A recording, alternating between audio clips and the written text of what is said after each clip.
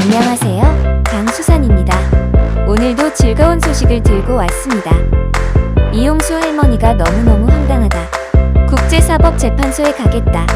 꼭 가겠다. 라고 말하였습니다. 그런데 왜 이런 말을 했는지 보시면 서울중앙지법 민사합의 15부가 일본을 상대로 낸 손해배상 청구 소송에서 각하 결정을 내렸기 때문입니다.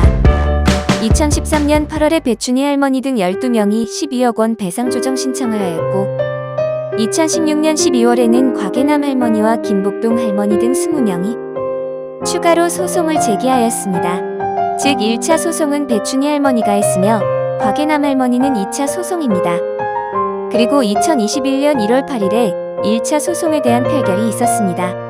서울중앙지법 민사 34부 김정곤 부장판사는 배춘희 할머니 등 승소 판결의 원고 청구가 타당하여 일본 정부가 원고들에게 1인당 1억 원을 지급하라고 판결을 하였습니다.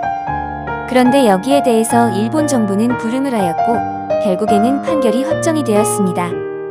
이후 1월 18일에 문재인 대통령이 한일 양국 간의 현안을 풀기 위해 노력하고 있는 가운데 위안부 판결 문제가 더해져 솔직히 곤혹스럽다 고 발언한 사실이 있습니다. 2월 3일에는 법관 930명에 대한 정기 법관 인사 발표가 있었고 1차 소송 판결한 민사 34부 김정곤 부장판사가 교체가 되었습니다.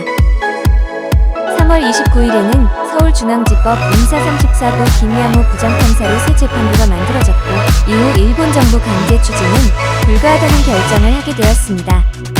그리고 4월 21일에는 곽예남 할머니가 제기한 2차 소송안에 대해서는 서울중앙지법 민사 15부 민성철 부장판사가 청구 각하 결정을 하였습니다. 일본 정부의 국가 면제를 적용해야 한다고 판단하고 각하 결정을 하게 된 것입니다. 이는 위안부 피해자들이 일본 정부를 상대로 제기한 손해배상 소송과 관련해서 불과 3달 간격으로 하급심 법원에 상반된 판결이 나와서 논란이 되고 있습니다. 김정곤 부장판사는 위안부 문제와 같은 중대한 인권 침해는 국제법상 최고 규범인 강행규범 위반에 해당하기 때문에 일본 정부에 예외적으로 국가 면제를 적용하지 말아야 한다고 했지만 문재인 대통령의 1월 18일 신년 기자회견에서 강제 집행 방식으로 판결이 실현되는 방법은 바람직하지 않다고 생각한다고 하여 공교롭게도 문재인 대통령의 발언 몇 주 뒤인 2월 초 정기 법관 인사에서 서울중앙지법 민사 34부 재판부가 전원 교축에 이루어졌고 새로운 재판부의 민성천 부장판사가 유임이 되면서 이후 전부 원고 패소로 재판이 마무리가 됩니다.